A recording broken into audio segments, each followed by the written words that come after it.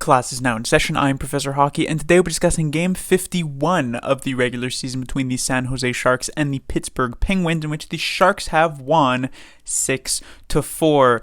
Now, we all know that a full NHL regular season is 82 games, and we all know that that can be a grind. Usually those first couple months of the season are pretty exciting because you're getting to watch some hockey for the first time after a very long off season. And of course, the last month or two of the season also relatively exciting. This is like post-trade deadline time, at least if your team is going to be able to make the playoffs or is competing to make the playoffs. It's some pretty fun times. But around usually games 40 to 50, especially when they're on the road, the early games, like if you're a San Jose Sharks fan against non-rival teams, these games can start to sort of blend together and maybe not be super exciting. But here tonight against the Pittsburgh Penguins, this was probably the most exciting and fun to watch game of the entire season, certainly up there in the top 5. This was incredibly back and forth, chances both ways, and while the cliche is of course that the coaches will not have liked how this game actually played out, the fans definitely got some real fun game to watch prior to this large bye week / all-star break weekend, or whatever you want to call it, in which the Sharks will not play another game for over a week's time. And this is also hot off the heels of a very disappointing loss just yesterday against the Carolina Hurricanes, the Sharks scoring that empty net goal and then eventually still giving up 2 goals to let the game get tied and the overtime game winner. It was a big question of how the Sharks would actually respond in the very same on the very same weekend, just 24 hours later. And the Sharks, even though this wasn't the cleanest game, it was a very fun game, like I said, and they responded quite well. 5 goals on a manned net here tonight, and a win against a competitive Pittsburgh Penguins team, a competitive at least to make the playoffs. Now, starting off in this first period, the Sharks certainly seemed upset with how last game ended up, because they started this game very, very well. Just within the first couple of minutes, not only would they get a couple of good chances, but they'd get a goal for themselves as well. This one from Asimont, who continued his strength from last game in the 3-point night he put up then to this game with the 1 goal that he has early on. However, the Penguins would get a couple of power plays, and in each of these power plays, they would manage to score within the first 10 seconds of them from Malkin and Crosby, the 2 usual suspects from the Penguins. So they took a 1-0 deficit and turned it into a 2-1 lead. And the Sharks penalty kill honestly has been really struggling over these past month or two. I remember I made a video many moons ago how the San Jose Sharks penalty kill was, historically one of the best penalty kills of all time up to that point. A team had never finished an entire season with a 90% or more penalty kill, and the Sharks were up there at around 91%, and this was 30 games into the season at this point, so it was extremely impressive. And yet since then, it feels as though it has just fallen off a cliff. The Sharks have dropped from that, very far and ahead first place spot to now being, I think, coming into this game 4th, and they could very well drop even further with this game having passed with 2 power play goals against. And this is a full 10 percentage points drop from that peak. So it's kind of been a bit of a rough go of it recently. And generally the Sharks, this was a game in which they lost the special teams battle. Not only did they give up these 2 power play goals, but they would later give up a shorthanded goal with 0 power play goals of their own to show for it. And so it was an even strength set of goals that would actually get the Sharks the win in this one. Now, back to how it went out. The Sharks would eventually tie this game from Erik Karlsson in just the dying seconds. In fact, interestingly enough, with 6.5 seconds to go for Erik Karlsson's 65th point of the season. And of course, we all know he is number 65. So a set of coincidences there to make it a 2-2 game at the end of the first period. In the second period, the Sharks would be the next team to get the lead from Noah Gregor to make it 3-2. The Penguins would tie it up with the aforementioned shorthanded goal, but then it would be Barabanov also pretty late in that second period, though not as late as the Karlsson goal before him, and he made it 4-3 going into the third. So instead of being in a tie game like the previous night against the Carolina Hurricanes going into the final period, the Sharks actually had a 1-goal lead, but that 1-goal lead would not stand as Malkin would get his second of the game to make it 4-4. However, the Sharks once again here, they're managing to put up some strong offense, and in particular from that second line, line, it is Couture again with a goal in the last few minutes of the third period to give the Sharks the 1-goal lead, and this time they actually managed to hold on to the lead even with the empty net goal, though tonight's empty net goal left just about 10 seconds in the game compared to last night's empty net goal. So maybe the Sharks learning from their mistakes. Get your empty net goals just in the last few seconds and not with a couple minutes to go. And so it ends up being a Sharks 6-4 victory. And so a nice one, a very fun one to send us off into this extended break. And hopefully we can get more games like this one, even if they are in losses, maybe even hopefully that they are in losses in the last 30 or so games of this season.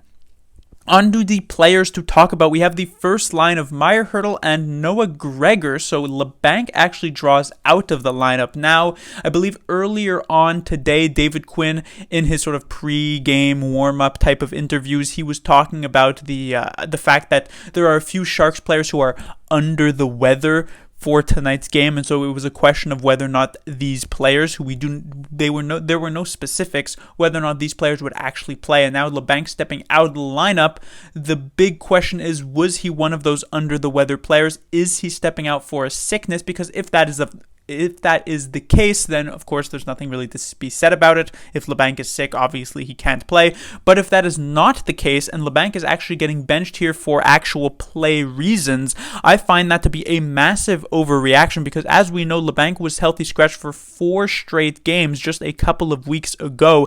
He then came back in the next game, played exceptionally well, and then it was just last night's game against the Hurricanes where he still actually played pretty decently. It just wasn't amazing against a strong Hurricanes team. So it would make literally no sense to me to see LeBanc get healthy scratch, especially in favor of a player like Jonah Gadjevich coming into tonight's game against the Penguins. So I certainly hope that the reason he's out of the lineup, well, it's kind of weird to say this, but I hope that the reason he's out of the lineup is that he was sick and that he'll be perfectly fine to return, and David Quinn will actually want him to return for that game after the All-Star break. But you never know. Technically, this could be once again a random punishment that maybe has to do with more things behind the scenes that I couldn't possibly know about. When it comes to how this first line actually performed in tonight's game, they were pretty good. They definitely had their fair share of chances. Generally, most of the players in this game had their fair share of chances because it was just so back and forth. Both of these teams credited with over 20 high danger chances here tonight. Meier with a couple of them, Hertl with a couple of them, and Gregor was actually a good complementary piece on this top line, which has been really frequently the case. Usually whoever you're putting with Meier and Hertl is having a pretty good game for themselves because Meier and Hertl are pretty good players. But obviously the story of tonight's game is not the first line, it is once again the second line. Just as yesterday was a incredible game from AC Mont to get 3 points, here tonight we had an incredible game from Logan Couture to get 5 points, his first 5-point game of his career, and potentially also his last, because 5-point games are very, very rare. And just an incredibly impressive performance, not just from Couture, but from his 2 line mates as well. Barabanov, we saw his goal here tonight. AC Mont also with the goal, had the opportunity of even getting an empty netter late in this game to give him his second goal of the game, but he ends up getting hooked by Letang, and for whatever reason, it's not called as just a freely given goal. And in fact, even though AC Mont gets hooked up and then crashes into the Penguins' empty net, the faceoff is outside of the zone because apparently AC Mont did that by himself. But anyways, doesn't really matter. The Sharks did end up winning, but a great game for AC Mont. Not only did he score that goal, but he also had 8 shots here tonight. I believe 7 through the first half of this game, and not even in that much ice time. I believe they showed a stat at a point on the broadcast, 8 shots in just over 10 minutes of ice time. That's close to 1 shot per minute for AC Mont, who has just continued to flourish here with the San Jose Sharks. Yesterday, I had compared him to Thomas Bordeleau. Today, I'm actually even going to compare him to when Alex Barabanov arrived in that trade from the Toronto Maple Leafs a couple of years ago. It was such an innocuous trade that many people probably didn't think much of. Suomela, a sort of like AHLer who had at one point been with the NHL, been with the Sharks, but was struggling, was traded for a player like Barabanov who couldn't really find any space on the Maple Leafs roster, and yet Barabanov ended up being an effective player for the Sharks and actually turning out to be a solid top 6 type of guy. I'm not saying AC Mont is going to go that same trajectory. But what I am saying is that it was a very innocuous waiver wire pickup for AC Mont, and yet here we are. He's playing in the top 6, and he's actually excelling in that particular role. He was potentially, besides, I guess, Couture ending up with those couple of goals to end it up and get the 5 points and everything like that, AC Mont was one of the Sharks' best forwards, and potentially you could argue the best forward for the San Jose Sharks here tonight, even with the lesser point total. When it comes to the third line, however, with Gregor being bumped up to the first, we ended up with Lindblom on the third line with Bonino and Sturm, and we can only really say that this went poorly. Like I said, I've talked multiple times about the San Jose Sharks' high danger chances, but I also mentioned that the Penguins themselves also had more than 20 high danger chances in this game, and this third line was on the ice for so many of them against, constantly in their own zone. Just a pretty bad game for the third line. I know Lindblom has been decent enough over these past few games, but that has been in a fourth line role. Jumping up to that third line, it did not really suit him particularly well. So hopefully, indeed, that Labanc could get bumped up to that first line if he returns from that potential sickness / healthy scratch that we are unsure about, and Lindblom can go back to the fourth line and back to being decent. And then when it comes to that fourth line, not a terrible game for them. I thought Lorentz, finally, after multiple games of not really doing much of anything in my eyes and kind of being the weaker link on the fourth line, I thought Lorentz was pretty decent here tonight. Gadjevich, as per usual, got into a random fight, which was usually his fights have been pretty misguided and has gone only against the Sharks and energized the other team. But here tonight, I guess it didn't end up paying off against the Sharks because they still ended up winning. And then when it comes to Svechnikov, I thought Svechnikov was, well, a bit rough and not that great. Onto the defensive side of things, I will talk about this first pairing of Megna and Karlsson, who I thought actually looked quite solid on the defensive side of things. Also, when it comes to Erik Karlsson on the offensive side of things, both of these players, while they were sometimes in these situations of like 2-on-1s, 3-on-2s, and you could say that they put themselves in those type of situations with poor defensive plays earlier on in the play, they did make up for it with some very solid and some very solid blocks and stick checks and diving plays and the likes. We saw Erik Karlsson get his stick on some Crosby passes, Megna with like a diving play to interrupt a Chris Letang opportunity and things of this nature. So I would say it was a pretty positive game for those two players. I also want to mention Matt Benning here tonight. He got his 20th assist of the season, which is pretty crazy. There's the statistic that the Sharks as a whole, their defensive unit, actually has the most points in the entire league. And obviously, Erik Karlsson is going to inflate that significantly with his now 66 points on the season. But Benning himself has actually been pretty good at putting up points. And while I don't usually think he's the one setting up these plays, and he's more so just sort of happening to touch the puck at times, I will say his secondary assist on the Barabanov goal here tonight that gave him his 20th was actually pretty decent. So that is something to point out. And then finally, on the third pairing, do want to briefly mention McDonald once again, having a very, very similar game as to what he had against the Hurricanes just yesterday.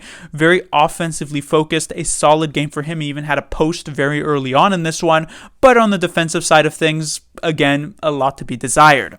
And then finally, let us talk about Kakkonen, who usually I will lambast for having let in 4 goals. But here tonight, I'm definitely willing to give him a pass. I thought Kakkonen made many fantastic saves, and even these 4 goals, if he had played league average, he probably would have let in even more than these 4 goals. I would say the only one that I would even blame him on is the Paling shorthanded goal, and even then, yes, it's a 5-hole goal that looks ugly, but it isn't a 2-on-1 situation, so you kind of have to play for the shot and potentially the pass as well, so it's a bit more difficult. Generally, Kakkonen made a lot of very key saves to be able to get the Sharks this win here tonight, because the defense in front of him was spotty at times for sure. But that will do it for this review. The Sharks will be back in action on Tuesday, but not Tuesday in 3 days, but Tuesday in 10 days, and we'll have the entire bye week to look forward to, I guess, some rest and relaxation for the team, as well as the All-Star game in which Erik Karlsson is, of course, participating in. And then we will get back for those last 30 games of the season leading up to the trade deadline, which is likely to be the most interesting part of the rest of the regular season for the San Jose Sharks. Class dismissed.